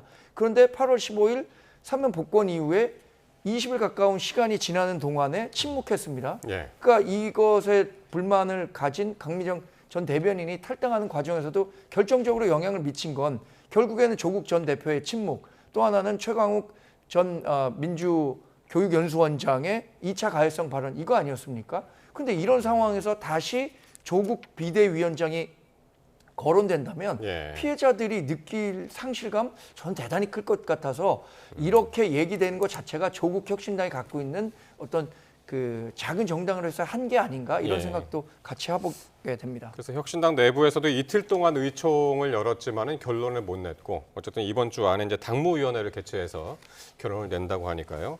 같이 지켜보겠습니다. 네, 지금까지 강성필 민주당 부대변인, 정광재 국민의힘 대변인과 함께했습니다. 고맙습니다.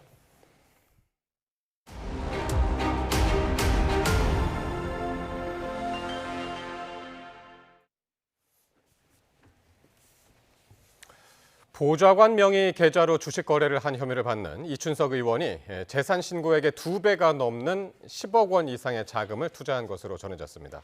경찰은 국정기획위원회와 또 과학기술정보통신부 내부 자료를 확보해서 이 의원이 비공개 정보를 이용했는지도 살펴보고 있습니다. 표정호 기자의 보도입니다. 차명 주식거래 혐의로 경찰 수사를 받는 무소속 이춘석 의원이 신고한 자신의 재산보다 훨씬 많은 돈을 투자한 것으로 확인됐습니다. 규모는 10억 원이 넘는 것으로 전해졌는데 이는 이춘석 의원이 지난 4년간 공직자윤리위원회에 신고한 재산 4억여 원 2배가 넘는 수준입니다. 경찰은 지난달 4일 국회 본회의장에서 포착된 거래 말고도 3년 넘게 보좌관 차모 씨 명의 계좌를 이용해 주식 투자를 해온 것으로 보고 있습니다. 이 의원은 앞서 차명거래 관련 금융실명법 위반 혐의는 일부 인정했지만 돈의 출처에 대해선 개인 자금이라고 주장한 것으로 파악됐습니다. 출판 기념회 수익과 경조사비 등으로 마련한 자금이라는 진술인데 경찰은 신빙성을 확인하기 위해 자금의 출처를 추적하고 있습니다. 차명 주식 계좌엔 한 번에 수백만 원씩 여러 차례 입금이 이뤄졌고 입금 시점과 주식 매매가 일부 겹친 정황도 확인됐습니다. 경찰은 이 같은 정치자금법이나 청탁금지법 위반 가능성에 더해 미공개 정보를 활용했다는 자본시장법 위반 혐의도 들여다보고 있습니다. 이춘석 의원은 국정기획위원회에서 AI 정책을 담당하는 경제 2분 과장을 지냈습니다.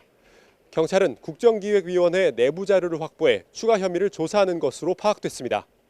경찰은 국정기획위원회 보고자료와 함께 과학기술정보통신부 비공개 AI 관련 정책 자료를 확보해 이 의원의 주식 매매 종목과 비교해가며 수사를 진행하고 있습니다.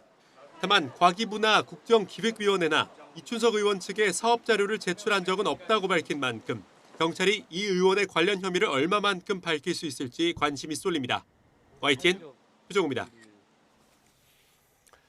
경기 광명과 서울 금천 지역 KT 이용자들이 동시다발적으로 소액 결제 피해를 본 사건과 관련해 경찰이 뚜렷한 단서를 찾지 못하고 있습니다. 서울 영등포까지 피해 사례가 접수됐는데 경찰은 휴대전화 포렌식 분석 등을 바탕으로 경로 추적에 나설 계획입니다. 이현정 기자입니다. 경기 광명시에 있는 아파트 단지입니다.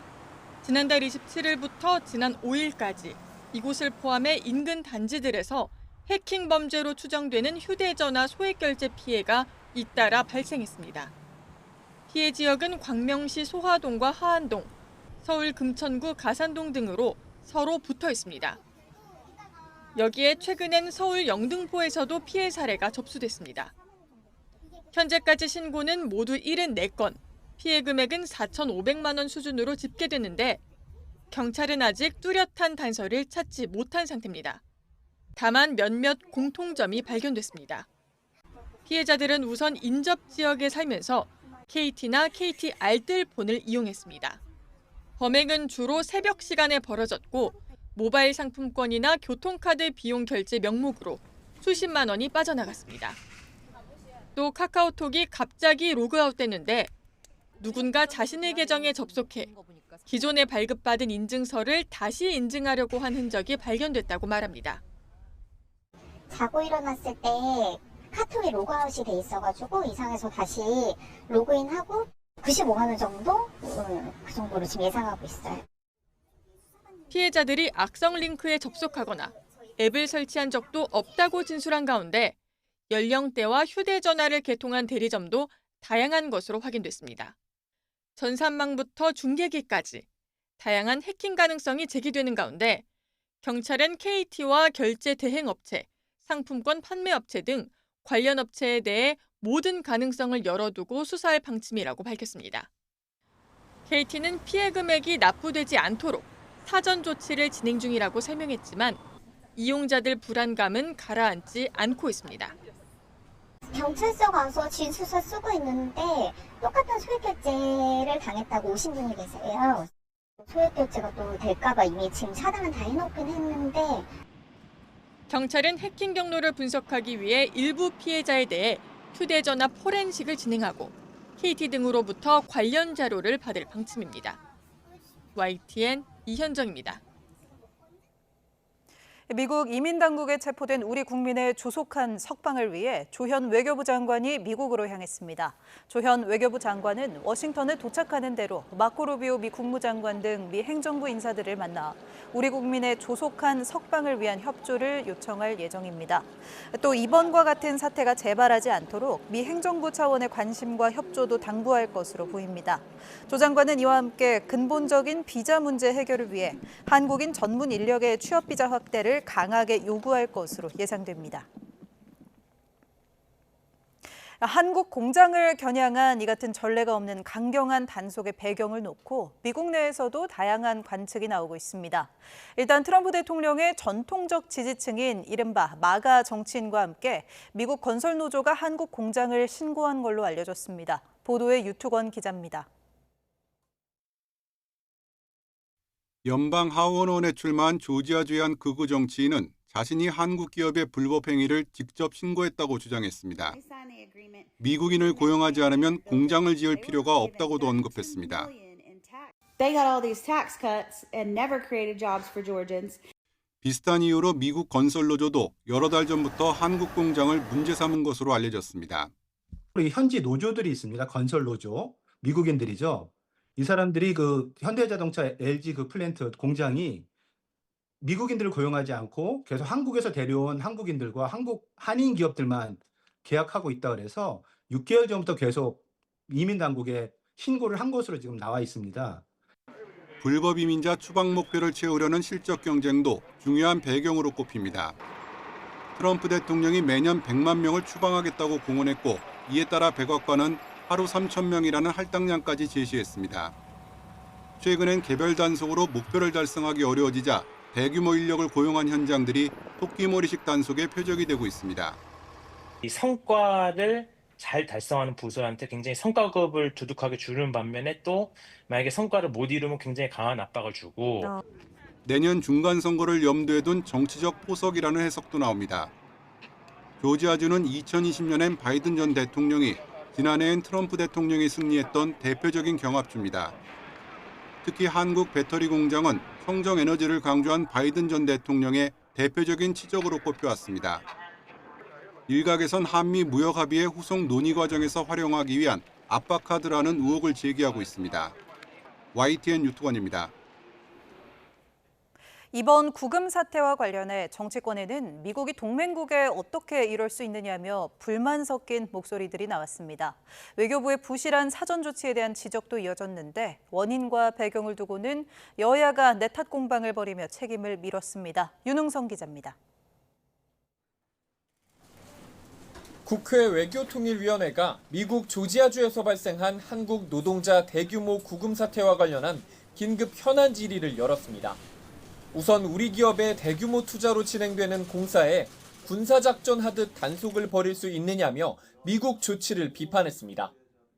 우리 국민들을 구금한 미국의 이민세관 단속국에 대해서 강력하게 유감을 표명하는 바입니다. 앞으로 과연 미국에 제대로 투자할 수 있겠습니까? 이 같은 상황을 미리 막지 못한 외교부를 향한 질타도 쏟아졌습니다. 경제안보센터라고 하는 것이 만들어졌는데 외교부가 그동안 뭘 어떻게 해왔는가에 대한 문제를 제기하지 않을 수가 없고요. 국민의힘은 특검이 오산 미군 기지를 압수수색한 것에 대한 미국의 보복 성격이 이번 구금 사태에 담겼다고 주장했고 오산에 특검이 들어간 거에 보복이 아닌가 이런 얘기들이 많이 돕니다. 조현 외교부 장관은 미 당국이 오래전부터 계획한 일이라며 상관이 없다고 해명했습니다. 트럼프 대통령도 지난번 정상회담 때 이해하겠다는 그 코멘트가 있었기 때문에 특히 국민의힘은 우리 국민 수백 명이 구금된 이후에도 이재명 대통령이 직접 나서지 않고 예정된 일정을 소화했다는 점도 지적하고 나섰습니다. 적어도 대한민국 대통령이라 그러면 트럼프 대통령에게 전화를 하고 700조를 투자를 했는데 어떻게 이럴 수 있냐고 강력하게 항의하는 그것이 대통령이죠. 조국혁신당은 여야 모두 일정 부분 책임이 있다며 우리도 국내 불법 체류 미국인 실태를 조사하는 등 협상을 유리하게 끌기 위해 강하게 나가야 한다고 강조했습니다. 우리나라에 관광 비자로 들어와서 영어 가르치고 있는 사람이 몇천 명, 몇만 명 될 것 같습니까? 그 실태 조사까지는 해야 된다고 봅니다. 여야는 이번 사태를 계기로 합법적 체류가 가능한 취업비자 제도를 미국과 협의해야 한다는 데는 한 목소리를 냈습니다. 대미 투자가 확대하는 지금이 이런 요구를 관철할 수 있는 적기라고 본 건데 실제 후속 조치로 이어질지에 관심이 집중되고 있습니다. YTN 윤홍성입니다. 검찰청 폐지를 골자로 하는 정부 조직 개편안 확정에 대해 노만석 검찰총장 직무대행이 입장을 밝혔습니다. 검찰 잘못에서 기인한 것이라 깊이 반성한다고 하면서도 세부 논의에 의견을 내겠다는 뜻을 내비쳤는데 검찰 안팎에선 반발이 잇따르고 있습니다. 최민기 기자의 보도입니다. 노만석 검찰총장 직무대행은 검찰청을 폐기하고 공소청으로 바꾸는 안이 확정된 것에 대해 무겁게 입을 열었습니다. 사실상 검찰의 첫 입장입니다. 헌법에 명시되어 있는 검찰이 법률에 의해서 지금 개명당할 위기에 놓였습니다. 검찰의 잘못에 기인한 것이기 때문에 저희들 그 점에 대해서는 깊이 반성하고 있습니다. 검찰개혁의 명분이 된 권력 남용에 대한 비판을 받아들이면서도 헌법상 기관인 검찰청의 명칭과 역할을 하위 법률로 폐지하는 것에 대한 검찰의 문제의식을 드러낸 겁니다. 유예 기간 1년 동안 이어질 세부 논의와 관련해선 국민 입장에서 설계돼야 한다는 바람이라고 말했습니다. 중대범죄수사청을 행정안전부 아래 두게 되면 법무부와 검찰이 수사에서 사실상 배제되는데 수사 주체가 바뀌는 과정에서 민생사건 등의 공백이 없어야 한다는 의미로 해석됩니다. 검찰의 보안수사권 존폐 논란에 대해서도 의견을 제시하겠다는 뜻을 내비쳤습니다. 그리고 보안 수사권 존폐 논란도 예상이 되는데 좀 입장이 있으신지요? 예, 그것도 충분히 앞으로 진행되는 과정에서 저희 검찰도 입장을 내도록 그렇게 하겠습니다. 노대행은 앞서 보안 수사로 실체적 진실을 밝히는 건 검찰의 권한이 아닌 의무라며 폐지를 사실상 반대하는 입장을 밝혔습니다. 정성호 법무부 장관도 정부 조직 개편안에 협조하겠다는 입장을 밝히면서도 보안 수사 문제를 두고는 입법 과정에서 충분한 논의가 필요할 거라고 강조했습니다. 1차 수사기관이 권한을 수사권을 남용하지 않게, 오용하지 않게 어떻게 제도적 장치를 만들 것인지. 검찰 안팎에서도 우려와 불만이 나오기 시작했습니다. 차호동 부장검사는 검찰 내부망에 올린 글에서 수사의 주재자가 아닌 검사의 역할은 무엇이냐며 자신의 책임이 아닌 수사에 대해 유죄를 확신하고 공소 유지를 할 자신이 없다고 지적했습니다. 장진영 부장검사는 검찰청 폐지를 찬성한 임은정 서울 동부지검장을 지방공소청장, 지공장이라 부르면서 공개 토론을 제안했습니다. 퇴직 검사들의 모임인 검찰 동우회는 입장문을 통해 검찰 신뢰가 떨어진 것을 사죄하면서도 검찰청 폐지는 위헌 논란을 불러올 수 있으니 철회해달라고 촉구했습니다. YTN 최민기입니다. 조국 혁신당 지도부가 당내 성비위 사건에 책임을 지고 총사퇴한 가운데 이번 주 비상대책위원회 출범을 위한 당무위원회를 열기로 했습니다. 백선희 원내대변인은 오늘 국회 비공개 의원총회 뒤 기자들과 만나 의총에서는 이번 주 당무위 개최까지만 결정했다며 이같이 밝혔습니다. 이어 당무위 의결을 거쳐 비대위가 꾸려지면 피해자와 당원, 국민의 신뢰 회복과 혁신이라는 두 가지 원칙으로 논의를 이어갈 거라고 말했습니다. 국민의힘 주진우 의원은 조국 혁신당의 성비위 사건 2차 가해 논란이 불거진 최강욱 전 더불어민주당 교육원 연수원장 등을 성폭력 방지법 위반과 명예훼손 등 혐의로 고발했습니다. 주 의원은 오늘 오전 최 전 원장과 조국 혁신당 당직자들에 대한 고발장을 서울 종로구 서울경찰청에 접수했습니다. 이번 사건이 권력형 범죄일 뿐 아니라 피해자 보호는커녕 피해자와 그 조력자를 개돼지로 표현하는 등 2차 가해로 이어져 피해자의 명예를 훼손하고 피해자들이 탈당하는 사태로 이어졌다고 고발 배경을 설명했습니다. 광복은 연합국 승리라는 발언으로 사퇴 요구를 받은 김형석 독립기념관장이 국회에서 기자회견을 열었습니다. 항의하러 찾아온 시민단체 등과 몸싸움이 벌어지면서 국회는 난장판이 됐습니다. 보도에 박정현 기자입니다. 국회 소통관이 고성과 몸싸움이 뒤엉킨 아수라장으로 변했습니다. 인파 중심에 서 있는 인물, 바로 광복은 연합군의 승리라는 발언으로 논란을 일으킨 김형석 독립기념관장입니다.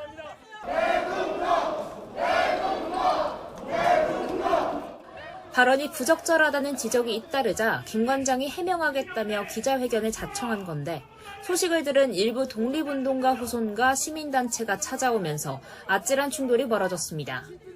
밀치고 밀리는 아비규환 속에 김 관장은 넥타이가 비뚤어진 채 겨우 회견장에 들어섰습니다. 여기가 어디라고? 해당 발언은 맥락 없이 왜곡됐다며 사퇴 요구를 일축했습니다. 악의적으로 왜곡하여 마치 관장이 역사적인 사실을 부정하고 독립운동을 폄훼한 것처럼 보도하였고 인신공격성의 발언에 이어 역사내란이라는 신조어까지 등장했습니다. 회견 뒤 김 관장은 쫓기듯 뒷문으로 빠져나갔지만 몰려든 인파에 막혀 한동안 대치가 벌어졌습니다. 일부가 넘어져 구급대원도 출동했습니다. 윤석열 정부에서 임명한 독립기념관장이 갈등의 중심에 선 셈인데 같은 날 민주당이 추진하는 공공기관 알박기 금지법이 국회 기획재정위원회에 상정됐습니다. 대통령과 기관장 임기를 맞추는 게 핵심인데 국회 입법조사처는 OECD 국가 가운데 비슷한 규정이 있는 나라는 없고 상당수는 임명해임 과정에서 공기업 이사회에 독립적 권한을 부여하고 있다고 밝혔습니다.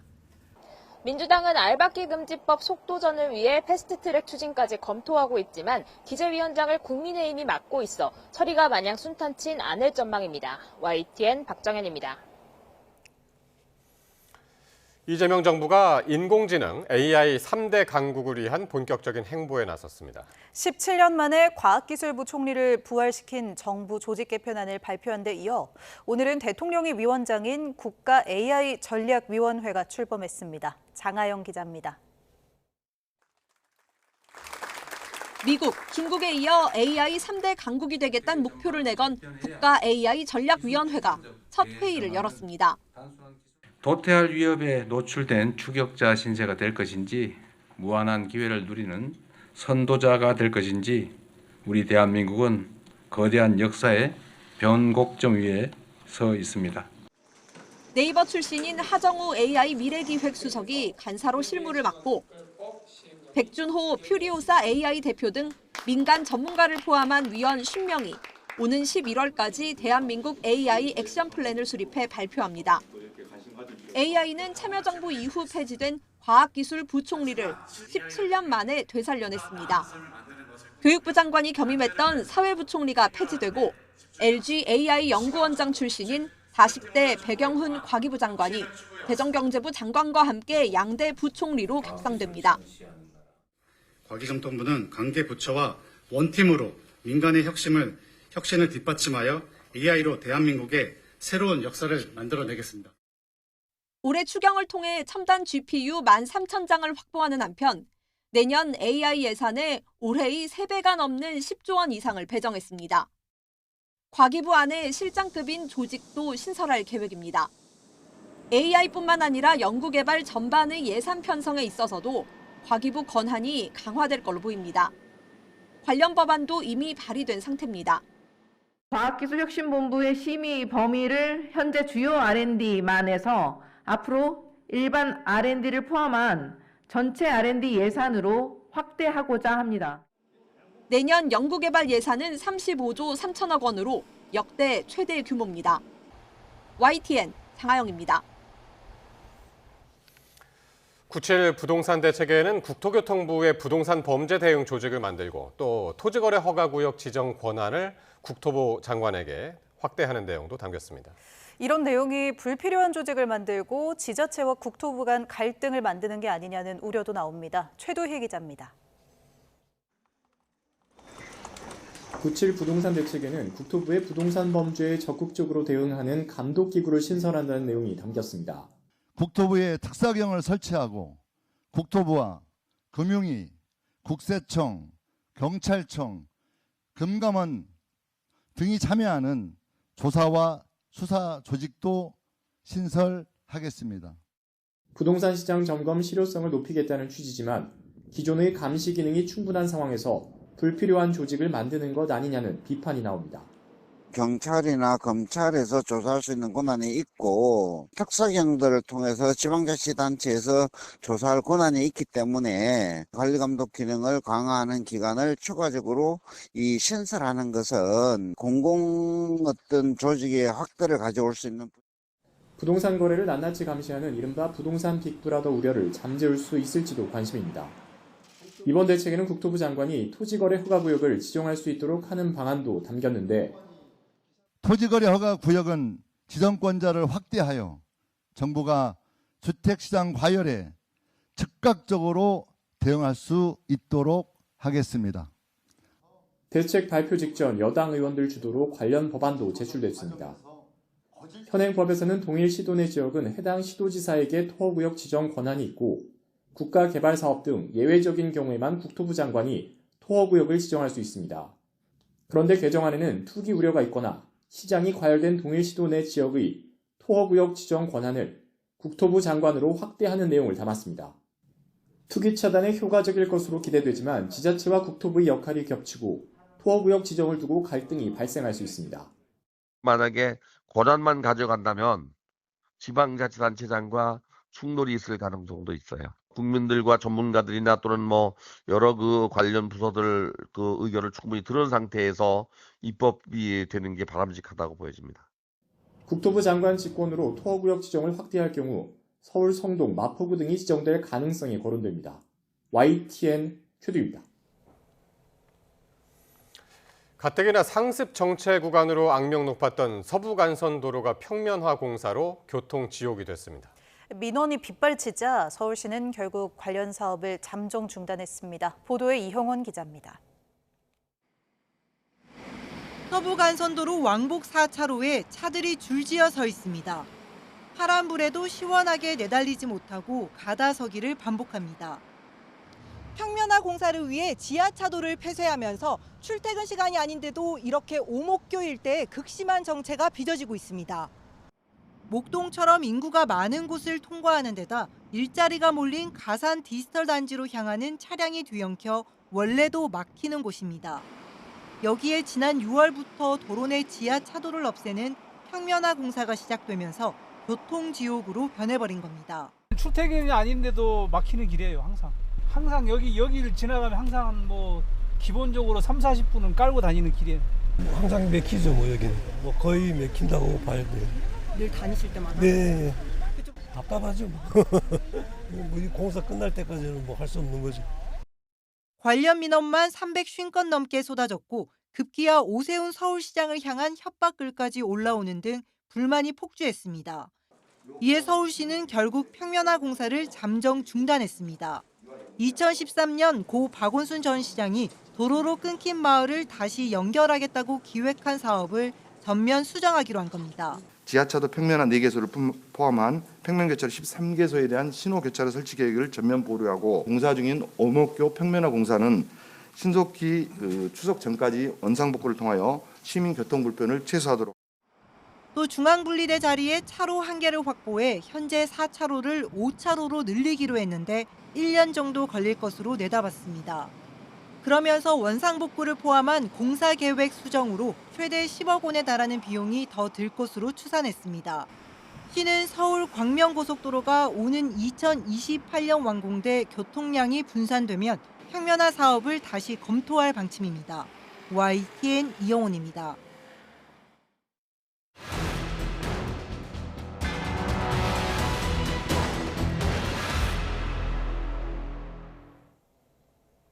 네, 기후위기로 인한 갖가지 재난 속 원자력 발전소의 안전성을 검증해보는 연속포도 위기의 원전 마지막 3번째입니다. 해수면 온도 상승과 해양 생태계의 변화가 원전의 가동을 멈추게 할 수도 있다는 우려가 커지고 있습니다. 어떤 내용인지 고한석 기자가 보도합니다. 우리나라의 모든 원자력 발전소는 바닷가에 있습니다. 원자로에서 발생하는 막대한 열을 식히기 위해 바닷물을 냉각수로 사용하기 때문입니다. 그런데 한반도 주변 바다의 표층 수온은 지난 56년간 1.44도 상승해 지구 평균 상승률의 2배를 넘어섰습니다. 원전의 냉각 효율이 떨어질 수밖에 없습니다. 실제로 급격한 해수 온도 상승을 고려하면 신월성 1, 2호기 등 국내 원전 8기는 앞으로 10년 이내에 냉각수 설계 해수 온도에 도달하게 됩니다. 원전 설계 당시 한계치로 정해놓은 냉각수의 온도를 넘어 가동이 중지될 수도 있습니다.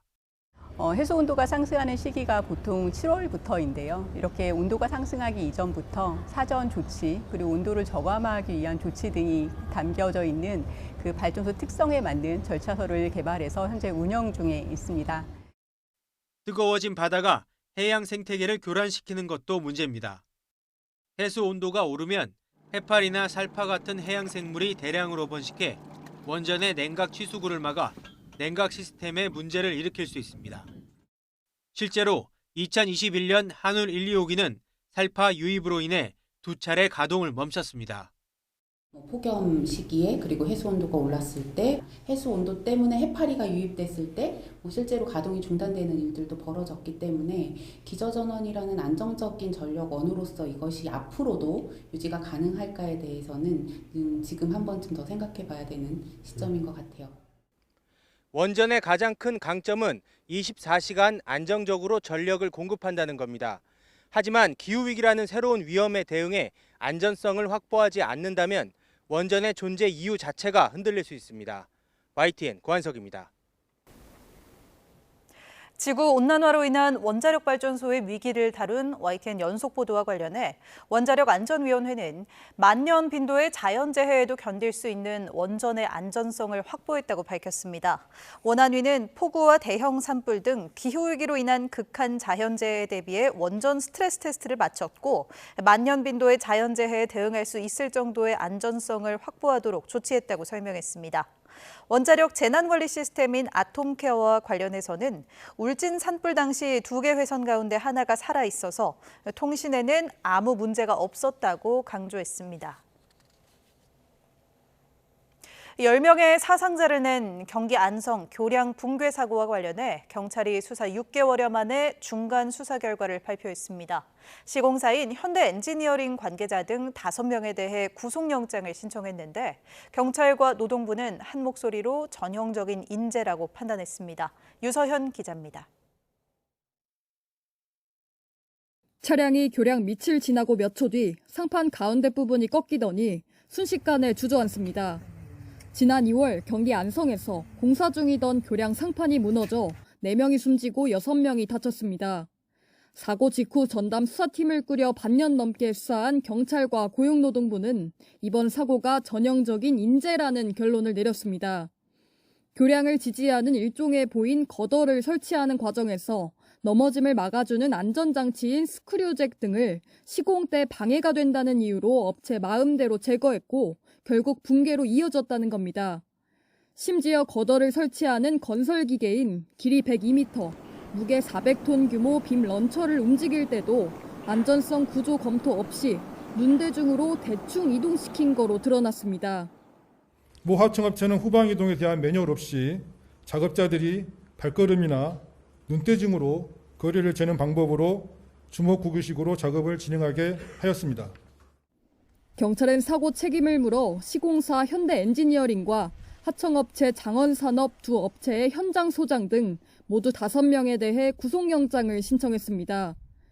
하청업체 장원산업의 현장 소장은 스크류잭 등 안전장치 제거를 직접 지시한 혐의를, 시공사 현대엔지니어링 측은 이를 몰랐거나 알면서도 방치한 혐의를 받습니다. 여기에 안전성이 제대로 확보되지 않은 안전관리 계획서를 승인해준 혐의로 발주처 한국도로공사의 감독관도 구속영장 신청 대상에 포함됐습니다. 하청업체는 다른 하청업체, 시공사는 하청업체, 발주처는 시공사의 책임을 전가하고 있습니다. 공사 감독 일지를 전혀 작성하지 않고 있다가 사고 이후에 1개월분을 작성하는 등 증거인멸 정황도 있었습니다. 경찰과 함께 수사를 벌여온 고용노동부는 원청과 하청업체의 경영 책임자에 대해 중대재해처벌법 혐의로 계속 수사를 이어가고 있다고 밝혔습니다. YTN 유서연입니다. 전남 무안경찰서는 돈 문제로 갈등을 빚던 지인을 살해한 뒤 시신을 버린 혐의로 50대 여성 A씨 등 3명의 구속영장을 신청했습니다. A씨 등은 지난 5월 15일 전남 목포의 주차장 승용차 안에서 50대 여성 B씨를 폭행해 숨지게 하고 공터에 차량과 함께 시신을 유기한 혐의를 받고 있습니다. 조사 결과 A씨는 B씨가 빌려간 돈을 갚지 않자 아는 사람들과 함께 범행을 저지른 것으로 드러났습니다. 수업 시간에 책상 위로 올라가 춤추는 학생을 제지하던 교사가 홧김에 의자를 집어던져 교육당국이 조사에 나섰습니다. 지난 5일 오전 광주에 있는 모 고등학교 수업 시간에 시간 강사인 60대 교사가 1학년 A군을 쫓아가 의자를 집어던졌습니다. 앞서 A군은 수업 시간에 교사의 제지에도 불구하고 노래를 부르고 책상에 올라가 춤을 춘 것으로 전해졌습니다. 교육당국은 제지에도 불구하고 A군이 노래를 부르고 책상 위에서 춤을 추자 교사가 화를 참지 못했다며 해당 교사에 대해 구두로 경고했다고 밝혔습니다. 이시바 시게루 총리가 1년도 채우지 못한 채 사의를 표명하면서 차기 총리 자리를 놓고 집권 자민당 내에서는 치열한 경쟁을 예고하고 있습니다. 다카이치 사나의 전 경제안보 담당상과 고이즈미 신지로 농림수산상이 가장 유력하게 떠오르는데 이들 모두 우파 성향이 강한 만큼 한일 관계에 악영향이 우려됩니다. 도쿄에서 김세호 특파원입니다. 참여연 선거 등 주요 선거에서 일본 여당이 잇따라 패한 이후 거센 퇴진 압박에 마주했던 이시바 총리.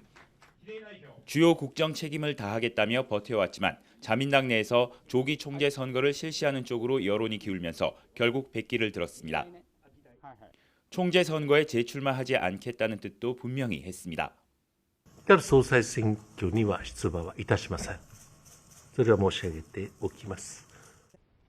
이에 따라 일본 자민당 내에서는 차기 자민당 총리 자리를 노린 쟁탈전이 본격화되고 있습니다. 이 가운데 다카이치 사나의 전 경제안보상, 고이즈미 신지로 농림수산상이 가장 유력한 후보로 떠오르고 있습니다. 다카이치 전 경제안보상은 매년 주요 행사 때마다 빠짐없이 야스쿠니 신사 참배를 이어오고 있습니다. 총리가 된 뒤에도 주변국 반발에 상관없이 야스쿠니 신사 참배를 강행하겠다는 뜻을 분명히 하고 있습니다. それぞれの国民が自らの心に従って行うものだと思います。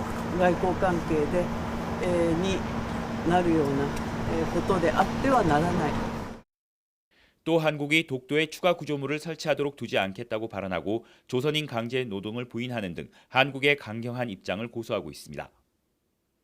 고이즈미 신지로 농림수산상 역시 매년 야스쿠니 신사 참배를 하는 대표적 정치인 중 하나입니다. 우리 정부는 이시바 총리 사퇴 이후에도 긍정적인 한일 관계를 이어갈 것으로 기대한다고 밝혔습니다. 하지만 자민당 내 강성 우익 성향의 후보들이 두각을 나타내면서 과거사를 시작으로 한일 관계 개선 흐름에 악영향을 줄 수 있다는 우려가 나오고 있습니다. 도쿄에서 YTN 김세호입니다.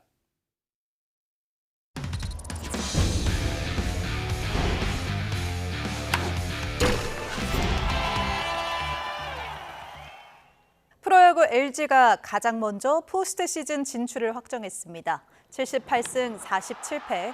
3번의 무승부로 2위 한화에 5경기 앞서 선두를 달리고 있는 LG는 남은 16경기의 결과에 관계없이 5위를 확보했습니다. 지난 2019년부터 7년 연속 가을 야구에 오른 LG는 10개 구단 체제에서 두산과 함께 최다 연속 포스트 시즌 진출 기록도 세웠습니다. 프로야구 키움의 송성문 선수가 8월 월간 최우수 선수상을 받았습니다. 송성문이 월간 MVP를 받은 건 데뷔 후 처음이고 키움 선수가 선정된 건 2022년 6월 이정후 이후 3년여 만입니다. 송성문은 지난달 안타 42개, 28득점, 장타율 7할 2푼 6리로 모두 해당 부문 1위를 차지했고 타율은 3할 9푼 6리로 2위에 올랐습니다.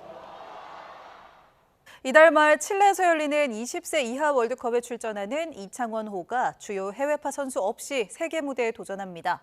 대한축구협회는 지난 2월 아시안컵 4강 주축인 김태원과 신민아, 홍성민 등을 포함해 21명의 선수 명단을 발표했습니다. 해외파는 포르투갈에서 뛰는 김태원 단 1명이며 대학 선수는 김호진이 유일합니다. 경북 문경에서 열리는 아시아 정구 선수권 대회에 출전하는 우리 선수단이 최소한 금메달 2개 이상을 따내겠다고 각오를 다졌습니다. 김용국, 고복성 남녀 대표팀 감독과 선수들은 미디어데이 행사를 갖고 2008년 문경 대회 이후 17년 만에 다시 국내에서 열리는 대회인 만큼 금메달 8개 가운데 2개 이상을 목표로 최선을 다하겠다고 밝혔습니다. 우리나라와 일본, 타이완 등 25개 나라가 참가해 오는 13일부터 열리는 이번 대회에서 우리나라는 지난해 세계선수권 여자부 3관왕인 이민선과 인천 아시안게임 2관왕 이후 11년 만에 태극마트를 단 남자부 김영준 등 20명이 출전합니다.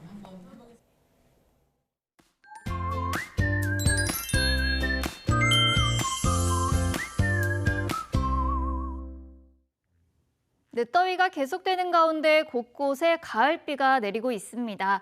내일도 충청 이남 지방에는 비가 이어지겠고 밤사이 전남에는 시간당 50mm 안팎의 가을 호우가 쏟아지겠는데요.